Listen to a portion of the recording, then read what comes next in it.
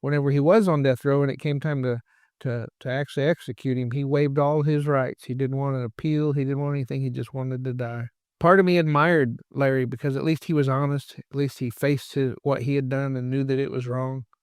And he knew he shouldn't have killed his wife. I wasn't sure how I felt about the death penalty because I had always been raised up an eye for an eye. It doesn't matter what the guys have done. It matters that they're human beings and that they're going to be murdered. They're going to be killed by the state. We don't teach our children to, if they steal, we don't steal from our children. It took me 35 years to complete a 28-year sentence. A lot of what keeps me changed is because I do produce the prison show. Hi everyone, welcome back. I'm in Creil in the southeast part of France, and the tower you see behind me used to be a state prison, and a quite terrible one.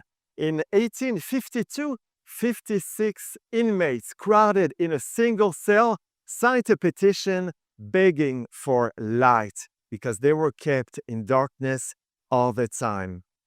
Horrific, isn't it? And can you believe that today in Texas, a few weeks before their execution, prisoners are kept under constant light 24/7? Wow. For this new episode of Death Row Stories, I interviewed David, the producer of a very special radio show.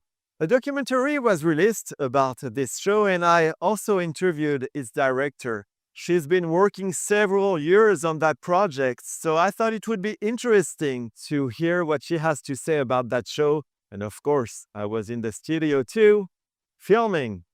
I'm Gabriella Kessler. I'm a filmmaker and editor, and I recently finished the documentary about the prison show. It's an institution. The prison show has been on the air for 45 years now. I've had so many people come up to me saying, oh, and I was one day driving on Friday night, and I heard these really intimate messages, and I didn't know what it was, and it was the prison show, and you're thrown into this world that you may have a link to or you may know nothing about. And I think because of that, it's really become part of people's lives. I want to give a shout out to all of the women on death row. Erica, I got a notice today from your daughter who's pregnant with her list of baby things.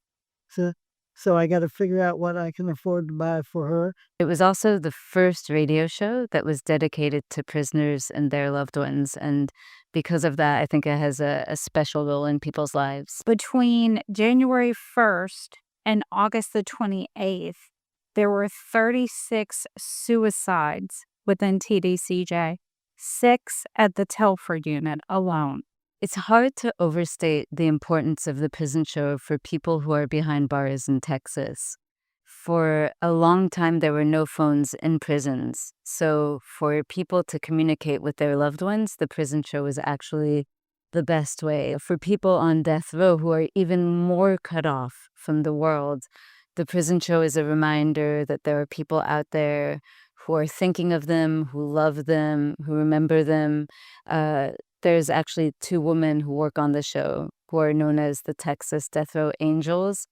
They are in contact with people who have not heard from their lawyers, who don't get information about their cases. And so they communicate information about their death row cases to these men who wouldn't have the information otherwise. So it's not just an entertaining show, it's really important for people inside. Kimberly Cargill, on September the 4th, Judge Schroeder denied your motion to alter judgment at the district court. Danny, she is somebody who cares so much about the people on the inside, and she gave so much of herself, of her time, and her resources. We do our segment every other Friday, shouting out updates for those on Texas Death Row, and we also visit. We visit a lot. We visit a whole lot. And a whole lot of prisons. And in the studio is Francois, who does the podcast called Death Row Stories. And I guess he's filming us. I guess he is. I would have done my hair. David Collingsworth is the producer of the prison show. He's really amazing. He is one of the few people who works on the show who used to listen to it when he was on the inside, and he will describe what it meant to him He would listen to other people's messages and pretend that they were for him. And for him, it was really this kind of beacon of light, of something he aspired to do. The people behind bars are his brothers and sisters, and to him, it's important that they know that he hasn't forgotten them. Whenever I first started listening to the prison show, I was amazed that anybody really cared. You're our heroes Wow. because you actually care and you're actually trying to change the system. I'm going to write the FBI and tell them to put that in my file. Now I listen to the prison show.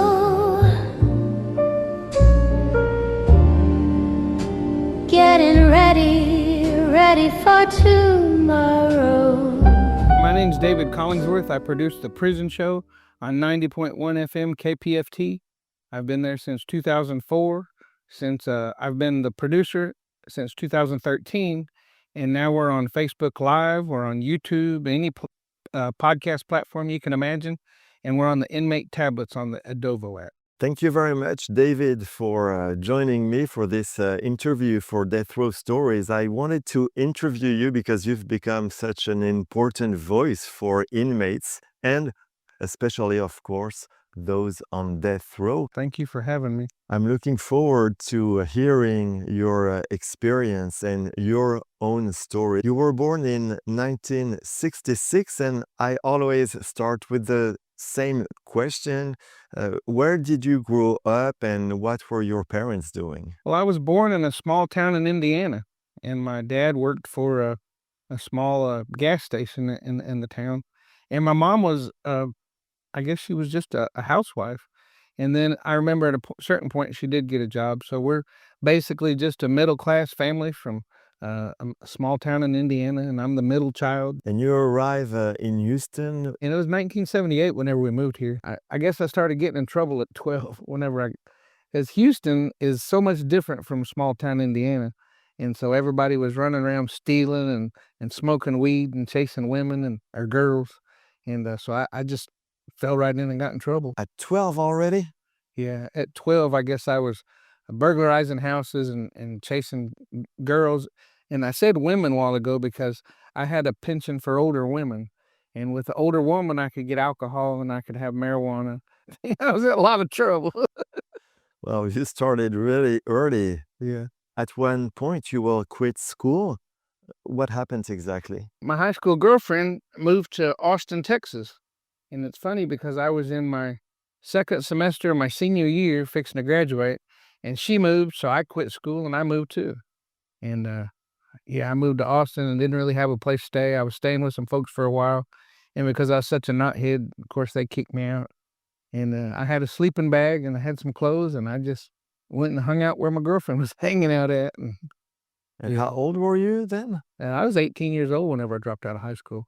Your parents were not any help in this? Well, like I said, I was a knothead, and I'd been in and out of trouble so much. I had already ran away from home, and I used to live with my girlfriend's parents, and they got tired of me being around, and I was always in trouble, so they sent her to her dad and thought that maybe her dad could get some act right out of us. But the first time I ever met her dad, I asked him if I could marry her. So I was head over heels in love with her. I didn't want to live without her. How old was she? She was 16, so she was younger than I, and I guess I could have gotten a lot of trouble for it. But nobody ever pressed charges, and we ended up separating for 32 years, and today she's my wife. Today she's your wife? Yeah, we got married about almost 9 years ago, I guess. Wow. And we're going to live happily ever after. Wow. That's already an incredible story. So you had run away from your parents' house? Yeah. And they were looking for you? The police was looking for you? No, everybody knew where I was. I lived down the road in some apartments with some friends of mine. I've lived with my aunt. I lived with my girlfriend's parents. Sometimes I'd go back home, but for the most part, by the time I was 16 years old, I was out of the house. Can we say your parents didn't really care, or they? No, I think they cared. I think I broke my mom's heart, but my mom loved me, and since most of the time she knew that I was okay, that they lived with it. And even whenever I got in trouble, went to prison, my mom was always there for me. Well, and my dad. Before we continue your story, can you say a few words about your siblings? Did they follow a similar path? No, my older brother was really smart. He went to Texas A&M to become a nuclear engineer, and then he met Jesus, so dropped out of A&M and went to a Bible college, and he married his high school sweetheart and became a pastor. My younger brother married a young lady that worked in Houston and got married, but he's always just worked. He's never really excelled in education, but he's excelled at keeping a job, and he's got, different people have different skill sets, and his skill set is working with his hands. And whenever he married his wife, they're still together today. So just different strokes for different folks, I guess. Yeah, that's incredible. You've had such different lives, I guess. Yeah. So at one point, you took a dangerous path and you were in prison at 23. Can you tell us more about what happened? I really didn't have any skill sets to keep a job, and it was easier to get my drugs and alcohol and pay bills by stealing and robbing. And I'd gotten so desperate at one point in time that I sat down on a street corner and I just cried out to God. And I didn't know what life held. I didn't know which way I was going. I was addicted to drugs and alcohol. I had a daughter at that time at 23. I had a daughter, and my mom and dad was keeping my daughter. I couldn't raise my daughter. I didn't know what to do. I couldn't even take care of myself. So I just asked God to do whatever it took to get me out of trouble. And within 24 hours, I was going to prison, and I was telling God, that's not what I meant, But, I mean, I think that's what it took to get me out of trouble. That's what it took to open up my eyes. And it wasn't instantaneous because I was in and out of prison for many years after that. But, I mean, at least he was in my life, and I could see that, not to preach or nothing, but at least I had God in my life, and I had an opportunity. But what took you to prison at 23? I robbed 2 convenience stores in a stolen car. And it was all because I owed a man for some cocaine, and I was more scared of him because he carried a Uzi all the time than I was the police. So I thought, because I'd done it before, that I would just go get his money and it wouldn't be a big deal. But it ended up being a big deal because I had somebody with me, and the guy that was with me was so scared that he had released the emergency brake on the vehicle and pushed the vehicle out in the middle of the road and thought he was going to be able to jump in the window and take off. And I come out of the convenience store after robbing it, and the car was gone. And I tried taking off on foot and ended up getting in a high-speed chase and got arrested by a canine dog. And you could still see the scars on my head and on my ear where the dog chewed me up. The judge asked me if I was arrested and he gave the officer's name. I said, no, sir, I was arrested by his dog. The guy couldn't catch me, but I couldn't get away from the dog. But I don't understand. The guy left with his car. Now, he pushed the car out in the road and thought that it was quicker to get in it for some reason. He was not very smart. And then he couldn't drive a standard because it was a 89 Fiero and it had a standard transmission. And he was grinding the gears and whatnot. So by the time I finally caught up to him, I told him to get over in the passenger side, and I drove the car. But by that time, the police were there. And so they were right on our tail as we tried to get away from them. And we ended up having to ditch the car and get off on foot, and that's how we got arrested. You got sentenced in 1990 to how many years? Well, technically, I had 2 28s, a 10, and a 2, because I robbed 2 convenience stores in a stolen car, but I had already been to county jail and was put on 2-year parole. Not probation, it was parole, so they stacked it all on me. Today, do you think that going to prison was something that you needed at that point of your life? Or do you think it just made things worse for you? Well, I think it was something that I needed, but I'm not sure that I learned the first time.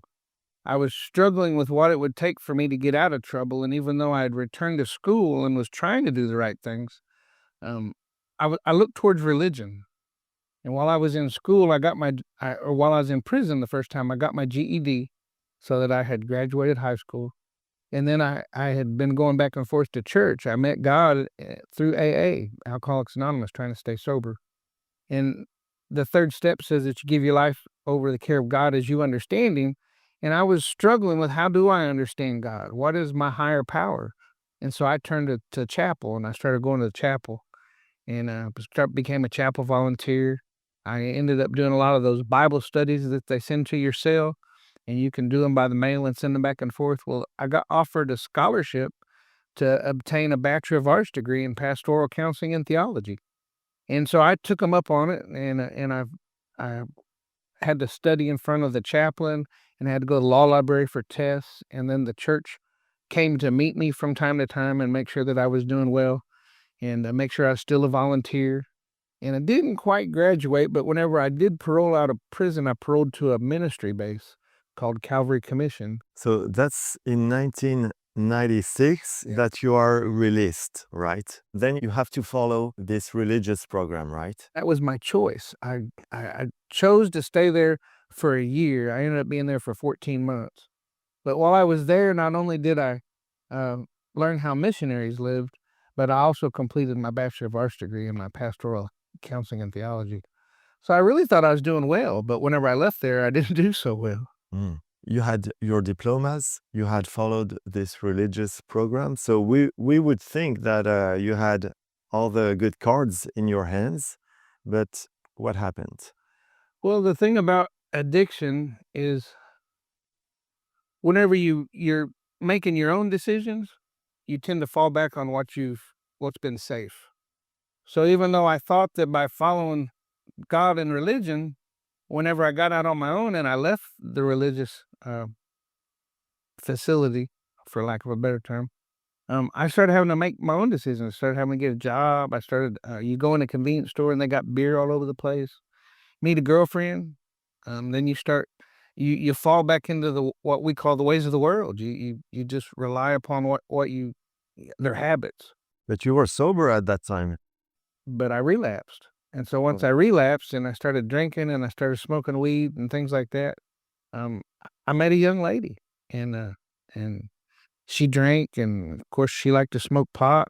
And so I started smoking pot again, and next thing you know, I'm back in trouble all over again. You got to change your habits. You can't just change your people and your places, because you change your people and your places and you haven't changed your habits. You need morals and values, and you need to know that you got to make the next right decision. If you don't make the next right decision and you stumble and you make some wrong decisions, it's easier and easier and easier just to make more wrong decisions. So you end up going back to jail in 2000. What happened? Well, same thing, chasing wild women and drinking alcohol and smoking pot. I ended up having a parole violation. I had some charges brought against me in Conroe, Texas. And even though the charges were dropped or they were dismissed, the simple fact that I had been arrested and that I had been drinking and that I had marijuana in my system, they sent me to a place called ISF, Intermediate Sanction Facility. It's in downtown Houston, where I did 90 days. Did you rob another convenience store or something like that? No, I was accused of an assault case. Whenever I drink alcohol, I'm mean. And Ray Hill used to say I'm the meanest volunteer you ever met as long as I'm drinking alcohol. Alcohol just does something to me, and I like to brawl. We had went out to a pub and grub is what they call it, where it's a bar, but yet you can get food too. And I ended up getting in a fight with a guy over a pinball game.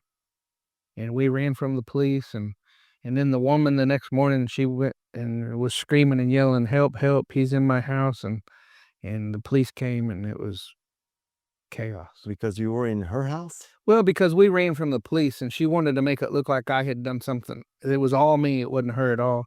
And she was with me. Whenever we left the pub and grub, she's like, "Come on, let's get out of here," But she didn't want to be in trouble the next day. So she made it look like it was all me, like I had held her hostage or something, I guess. And whenever the cops come in, I'm still laid up in the bed trying to figure out what the heck's going on, But I could, in my brain, I could hear her yelling, "Help, help, he's in my house," and all this stuff.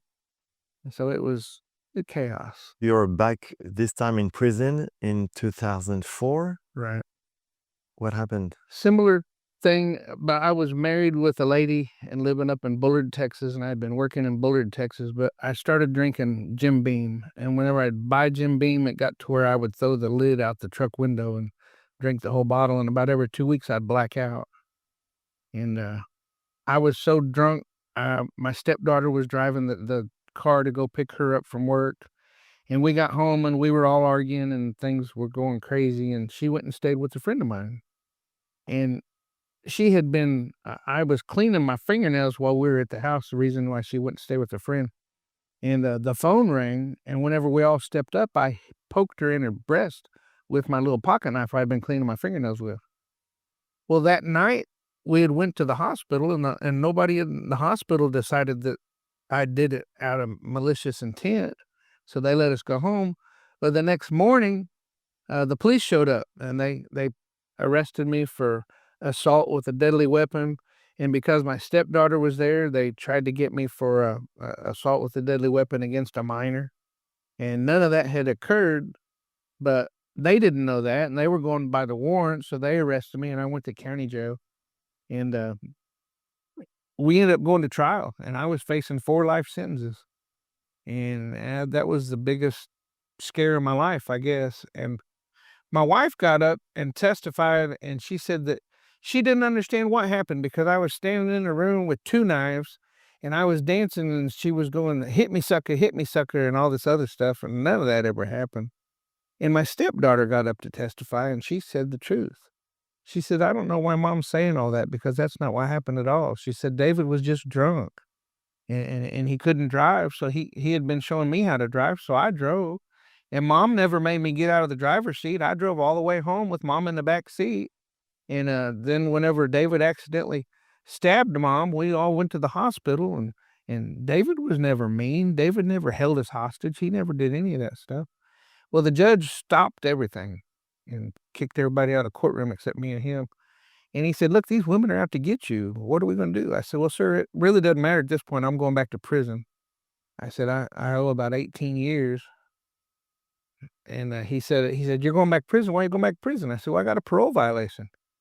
He said, so what'd you go to prison for to begin with? I said, robbery.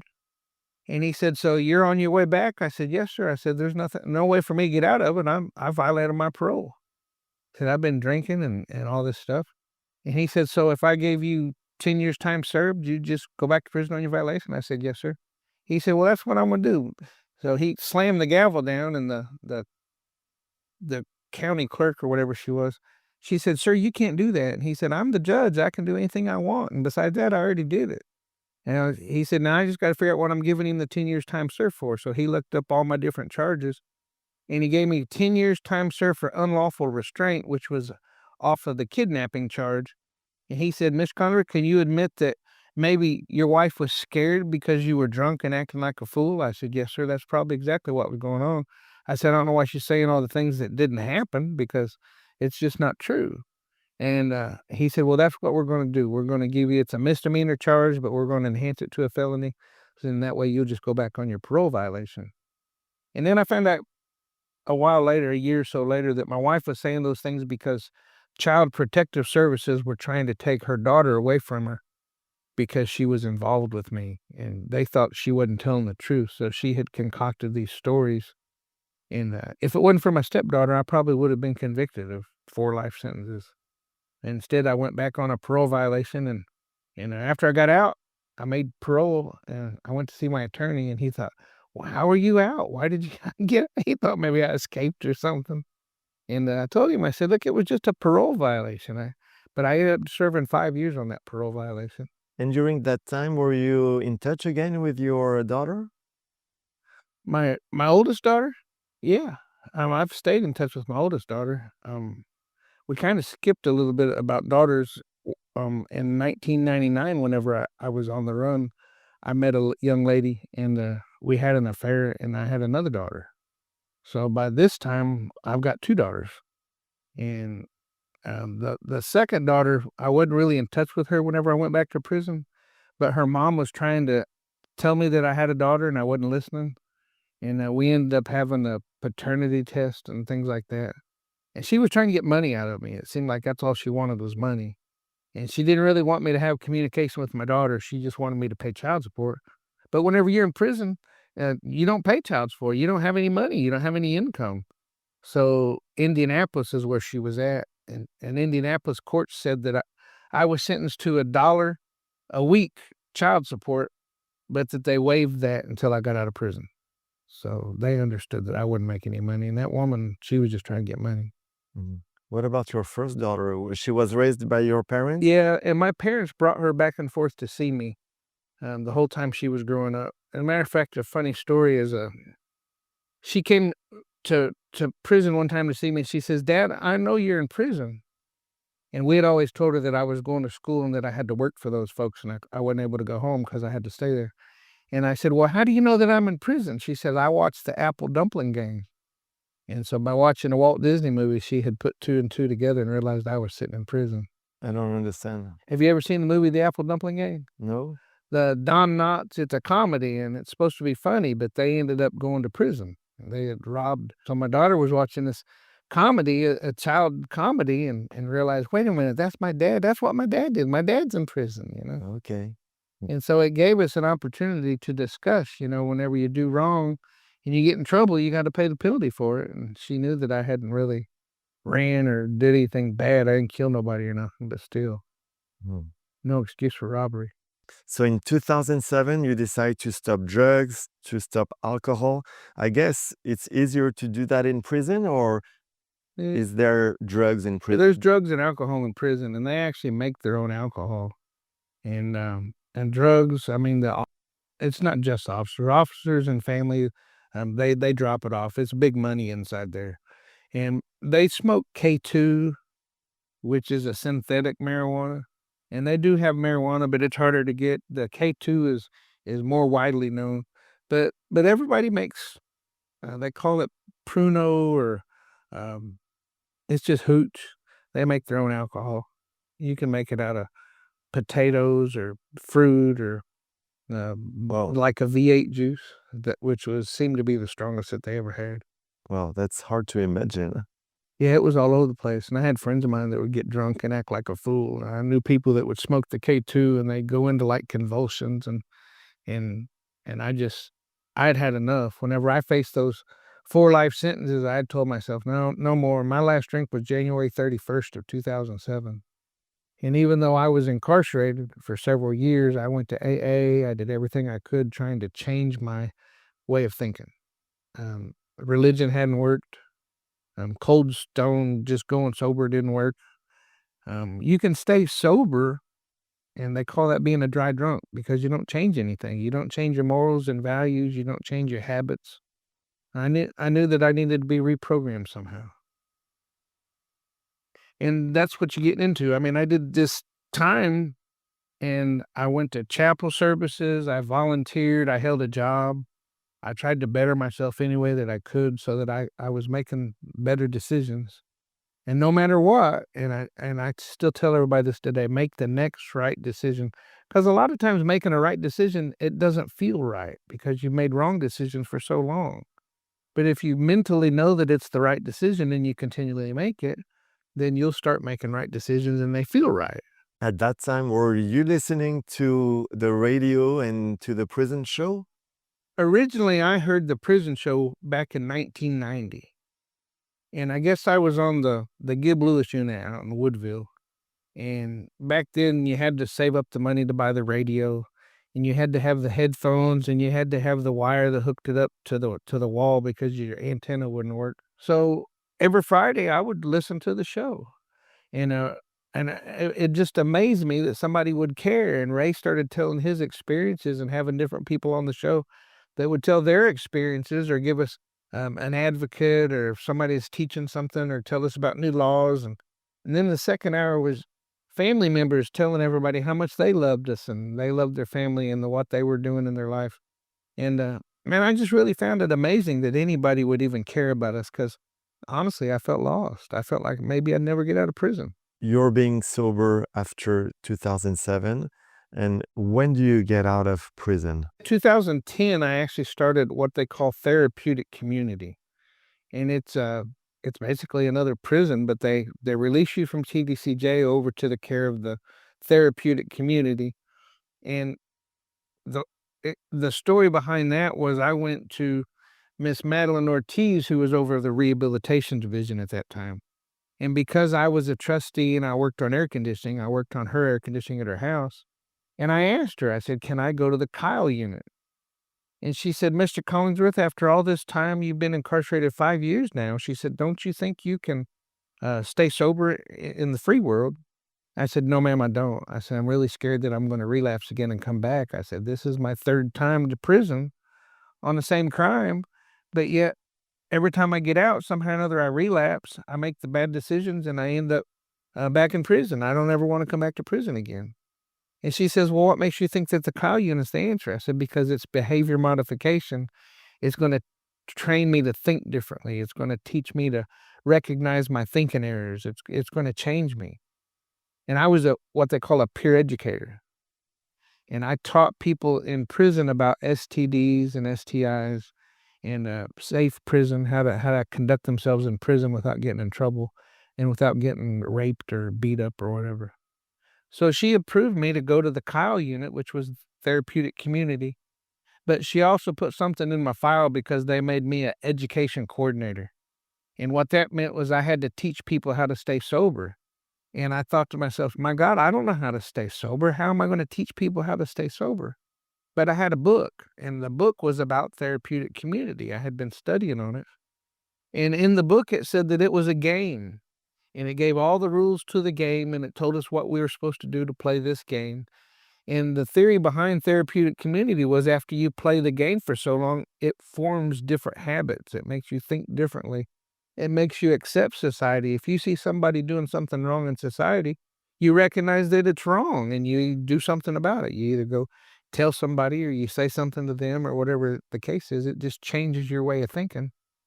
And so I presented that idea to all the guys in therapeutic community. And I said, hey, man, look, I got this book, and this book said that this place is designed to be a game.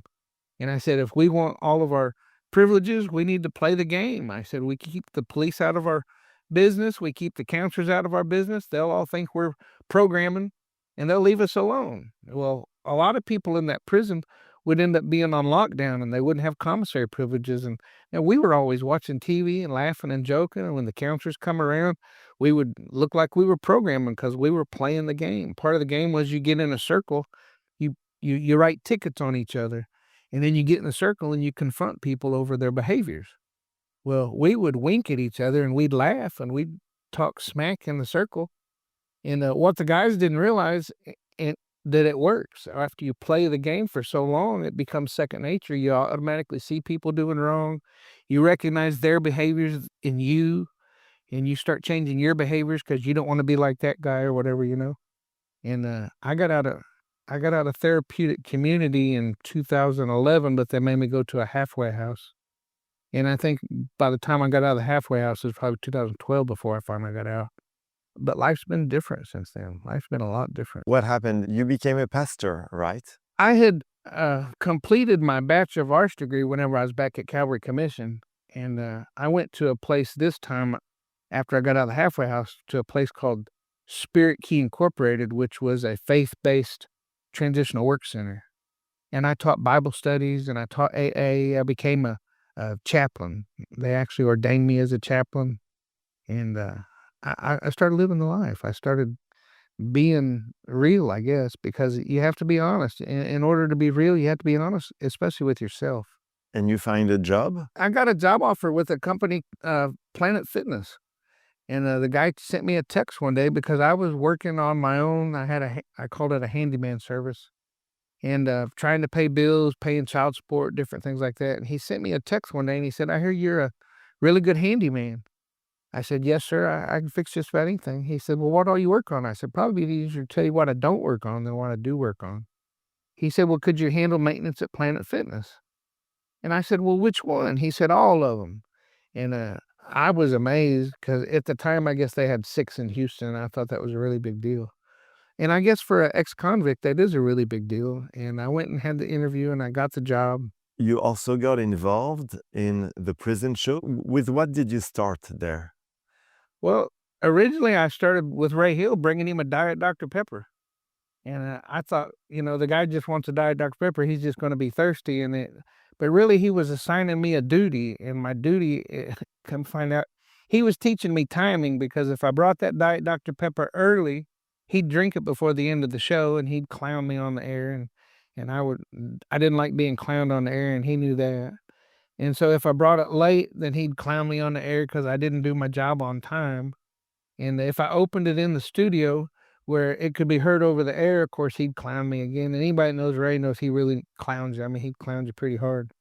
So I would bring that Diet Pepper just right, and then after I got the Diet Dr. Pepper down pat, then he asked me to do different news stories or, different little bits and pieces. Sometimes if there weren't any guests in the room, he'd ask me just to come in there so we could talk over these things to kind of bounce things back and forth or jug at each other, make jokes. And, so I just got to where, Ray Hill became like my mentor. He became the guy I looked up to. So you started like this, and now you're the producer of this show. Tell us about this job. What exactly does it mean to be the producer of such a show? Well, the show has certain morals and values that we take care of, and it's my job to kind of keep it going as Ray's dream was. I mean, it's not a religious show, so even though I'm a pastor or a chaplain, I don't put God in everything that we do at the prison show. I don't want to exclude anybody. The first hour is about cops, courts, jails, programs guys and gals can use to get out and stay out. I give platform to different advocates that are actually making a difference. Then the second hour is what made us famous. It's about the shout outs. It's about your family trying to keep a connection going on. Families can't always drive all the way across Texas just to see you or to see the inmates or the incarcerated population. And so that way they have a platform and they can call it and say, "Hey, Johnny, I can't come see you this week, but we'll come see you next week. And by the way, I put some money on your books. Just make sure that you use it wisely." And it gives them hope. It gives them communication. They can hear their loved one's voice. I can make shout outs for them all day long, but they don't want to hear my voice. They want to hear their mom's voice, or they want to hear their dad's voice, or their kid's voice. For years Ray had these 3 girls that would come on and they would sing "You Are My Sunshine." And I got to where every Friday night I was tuning in because I wanted to hear what was going on in young ladies' lives. I got to hear those young ladies grow up, and they went off to college, and now they've got kids, and I mean, it's just a big part of the show. They would sing "You Are My Sunshine" to their dad, and their dad wrote me not too long ago. I got a letter from him. And every now and then, they don't come on the show anymore. Very often do they come on the show, but grandma stays in touch, and the kids they're grown and they got families of their own now. I mean, it's just been so many years. So At that time, could inmates on death row listen to the show? yeah, at that time, Ray would actually go in an interview, and they've actually had some shows way back whenever there were other inmates that were able to go into death row and do interviews, and they did interviews and visitation, and it was just different a long time ago. Nowadays, the inmates on death row are the main ones that can hear us, because if they're using the radio, we've only got about 100-mile radius. And so the guys at Polunsky were the main audience for a long time. And then general population at Polunsky started listening.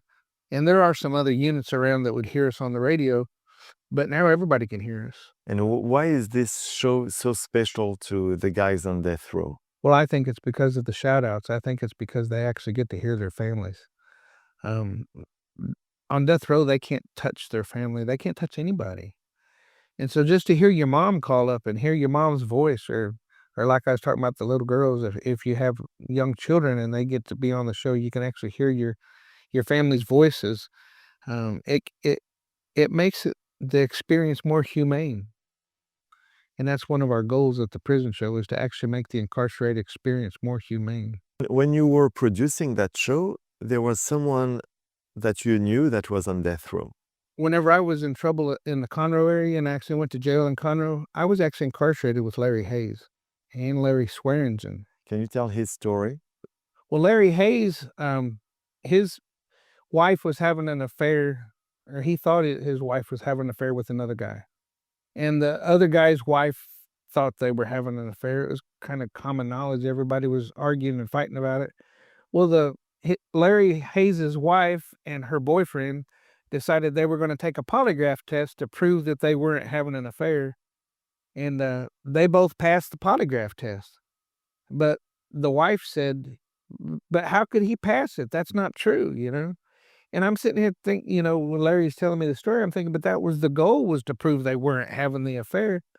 But because she said that, Larry went and got his .44 and loaded it up, and he shot her and several times, and actually stopped to reload his weapon before he left the house. And he went to a convenience store to steal a car, and he took the young lady from the convenience store and she brought him outside to his car, and he shot her. And I guess he went to another truck stop somewhere. He had stolen a Blazer, and the Blazer needed a jump start, and he ended up having a shootout with the cops, and he got shot, and he was pretty bad shape whenever I met him. And he seemed like a really nice guy, but he had so much remorse over the things that he had done. And whenever Larry was facing the death penalty, he welcomed it. He just thought that he was the worst person that could be on the face of the earth, and he knew that he had ruined his relationship with his children, and he tried to apologize to the children, but I don't think they were trying to hear it. And whenever he was on death row and it came time to actually execute him, he waived all his rights. He didn't want an appeal. He didn't want anything. He just wanted to die. And part of me admired Larry because at least he was honest. At least he faced what he had done and knew that it was wrong. And he knew he shouldn't have killed his wife. And the worst thing he did that he thought was that he had taken his children's mother away from him. He didn't really care what happened to him at that point. He just knew that what he had done was so wrong for his children that the only way he could make it right was to be off the face of the earth. And I was locked up with that guy. I mean, we were all in the same cage. It was weird because we had separate cells, and then they had a day room. So during the day, we'd all take our mattresses and go to the day room because we knew we'd be in the day room all day. And Larry Hayes and I would just lay in the floor while the TV was going on, old westerns or something, and we'd talk about all this stuff. And I think he was a good person. And I think he made some very bad decisions. And the reason why the courts gave him the death penalty was because he actually had enough sense to reload the weapon. So he was making a conscious decision to further kill more people besides just the wife. So the wife probably could have been a crime of passion, but everybody after that was, and that's why they gave him the death penalty. And during your show, you talked about Larry Hayes, of course. Quite often.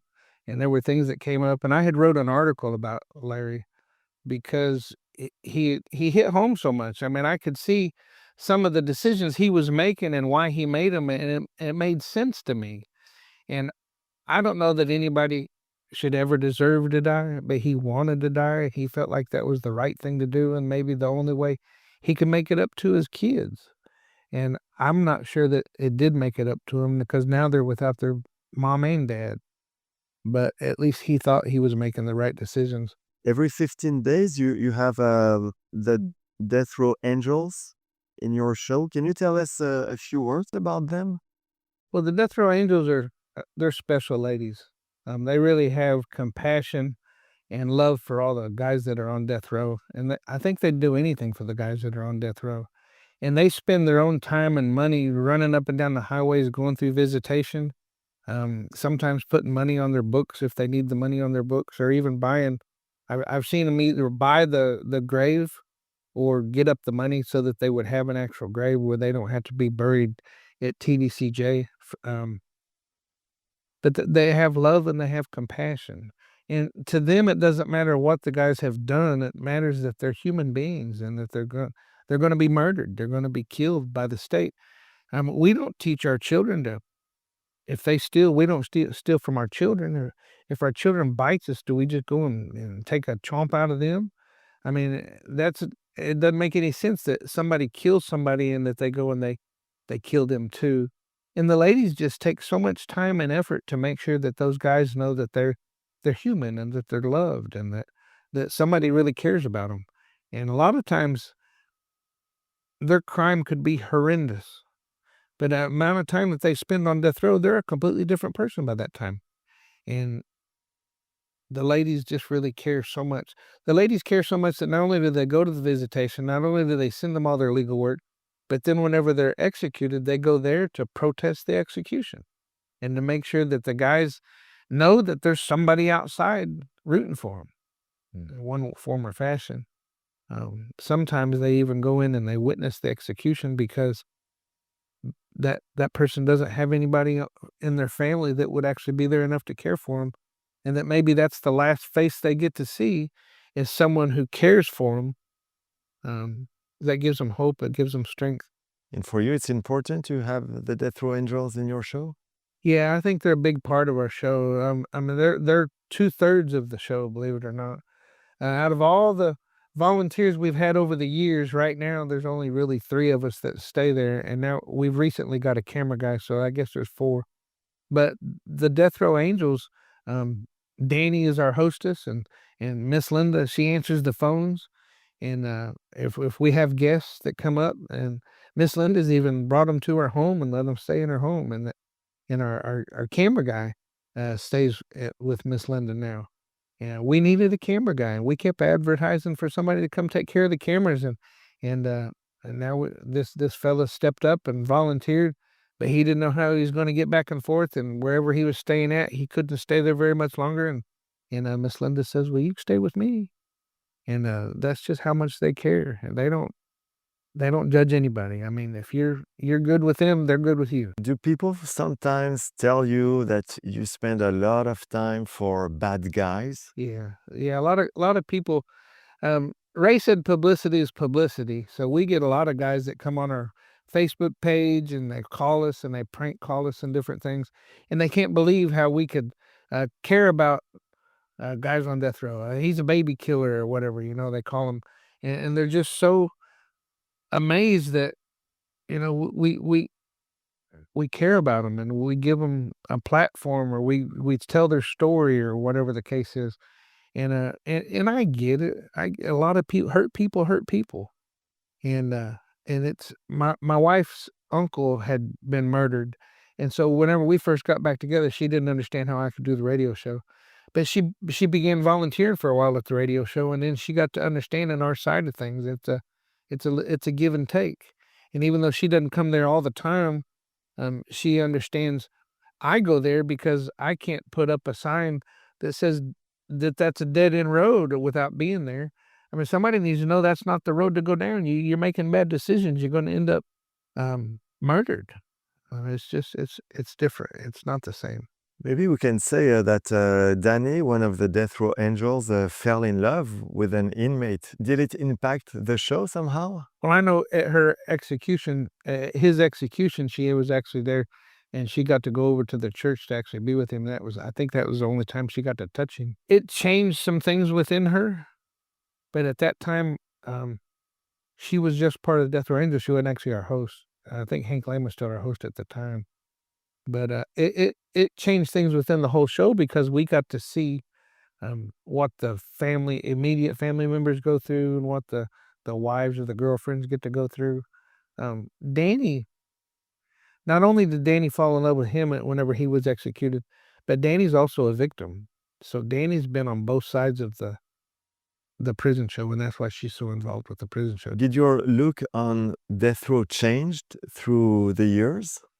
Yeah, whenever I started listening to the prison show, and even whenever I started volunteering, I wasn't sure how I felt about the death penalty because I had always been raised up an eye for an eye, and that if the guy was so terrible in society that, yeah, he needed to be put down, he needed to be put to death. I mean, if we have an animal, you have a rabid dog that's going around biting everybody, you put him out of his misery, and you put him down so he doesn't hurt anybody else.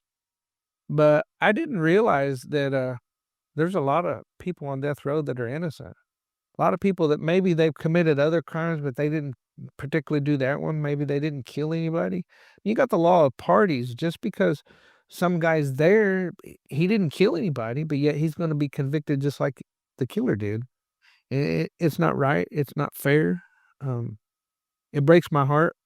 In particular, Cameron Todd Willingham. His sister wrote me, and I had been in communication with him. I don't believe that Cameron caused that fire. I think that something else caused that fire. Say a few words about this case. People can watch also the movie called Trial by Fire, which is a very compelling movie. And can you say a few words about it? Well, Cameron Todd Willingham's house caught on fire, and his wife and kids were burned to death. And the authorities arrested him and said that he started the fire and laid down and went to sleep. Now, why would anybody start a fire and lay down and go to sleep, and you expect to kill your family? Because possibility he could have died too. But the science that they used to determine the fire and to convict him on was determined as junk also. It seems like there's a lot of junk science that's going around and people are getting convicted over. I just really don't think that he did it, and they never did. The state of Texas never did declare Todd, that he was innocent, but they did have, there was a note in the prosecutor's notes where he didn't feel like he did it, and they also had some expert witnesses that come up and testify that there's no way that he did it. But yet they executed him, and it's too late after all these people decide, "Hey, we don't think he did it." It's too late, you done killed him. So I was always raised up where it was you're supposed to be beyond a shadow of a doubt before you're convicted, and there's so much doubt. Rodney Reed, how much doubt's there? The prosecutor, the arresting officer, withheld evidence in his garage for over a year, and then all of a sudden this stuff comes forward. I mean, it's just there's so much hanky-panky going on with evidence and everything. There's no way Rodney should be on death row. I mean, if Rodney's guilty of anything, I mean, he did a lot of other crimes. That don't mean he needs to be murdered over it. And so many people have already declared that he's innocent, and there's no way he did it. But yet, Ken Paxton and everybody else want to keep him on death row. It's just ridiculous. Texas is being ridiculous. Let's end this interview coming back to your personal story. Can you tell us what happened in February 2025? Well, February 16th of 2025, I actually discharged parole. I was convicted January 20th of 1990. And because I was such a knothead and I went in and out so many times, it took me 35 years to complete a 28-year sentence. But this time getting out, my life has changed. And I think a lot of what keeps me changed is because I do produce the prison show. I'm giving back. Every week I have a reminder, and I'm able to tell other people how to make the next right decisions. I've been out 15 years this time. And I just recently went through some major stuff in my life. I didn't relapse. I didn't start drinking. I didn't beat up on my wife. I mean, my life has changed. And whenever I discharged my parole February 16th, 2025, my parole officers called me Mr. Collinsworth. I mean, they respected me, and they knew that I was one of the good guys. I mean, I had changed, and I really deserved to be. And I honestly, I never thought I would make 15 minutes, let alone 15 years, and to actually be able to discharge parole. Now I don't have to pee in a cup. I don't have to go visit anybody. I don't have to give anybody any money against my will. I can actually just finish living my life, and it's really special. But I still want to live it the way I've been living it, by producing the prison show and helping others and doing the things that I can do to stop recidivism. Is there a big impact? I mean, now you can move and live anywhere, something like that? Even on parole, you can go anywhere in the state of Texas that you want, but if you want to leave the state, you have to get permission. They say after 5 years of being out, you can actually have a gun on your property. You can't have a gun driving around anywhere or whatever, but you can have a gun on your property. And my wife and I have 10 acres. So, I mean, we have bobcats and mountain lions and coyotes, and there's a reason to have a gun on a property, on a piece of property that big. But honestly, there's a part of me that was kind of scared, because I've been sober now 18 years. And it was like, well, it would be nice to roll a doobie and sit out on the back porch and smoke one, I haven't done it, but the thoughts have occurred, because I'm like, well, what happens if I smoke that doobie and then I relapse and I start drinking all the time? I start selling all my stuff to try and go get more dope, and then I become that bad guy that's sitting in the beer joint and wants to start fighting everybody because somebody's being too loud. Yeah, I'm not going to smoke the doobie now. I mean, I can. I'm not on parole anymore. I'm not going to have the same consequences. But it was kind of scary, because it was like, well, what am I going to do now? I mean, there's nobody standing over me to keep me sober. And then it dawned on me, yeah, I'm here. I keep me sober. Last question. What's your relationship today with your daughters? Both of my daughters really love me. As a matter of fact, there's a tradition on a motorcycle. You get a little bell, and the little bell's supposed to keep you safe. And my youngest daughter sent me a bell. You're not supposed to buy it yourself. Somebody's supposed to give it to you as a gift.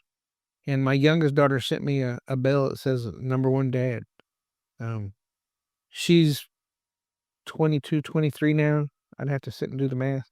But like, she still sends me pictures, like with her and her cat, or out of the blue, I'll get a text and I'll look at it and she's sticking her tongue out at me. I mean, how many dads can say that happens, And my older daughter, her and I text back and forth. And just not to give up my daughter or tell tales out of school, but my older daughter lives in Oregon, and she likes to smoke a lot of weed. And the other day I was mowing grass, and there's a little weed plant in my yard. I don't smoke weed. I don't know how this little weed plant got out here, but I didn't mow it over. I sent her a picture of it because I knew she'd like it. It's just a little baby weed plant in my yard. And she has ups and downs, but we text back and forth. And she made a post the other day that if she could choose her dad, she would choose me all over again.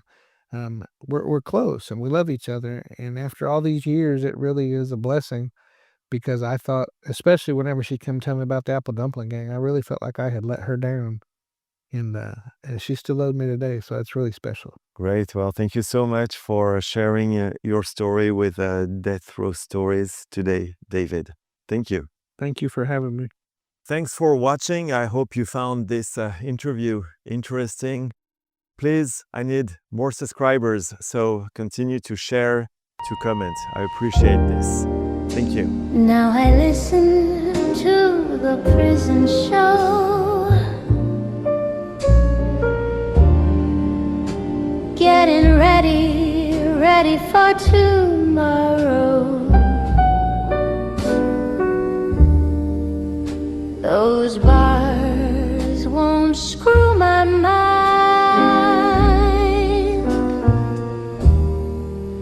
I'm still this little kid inside.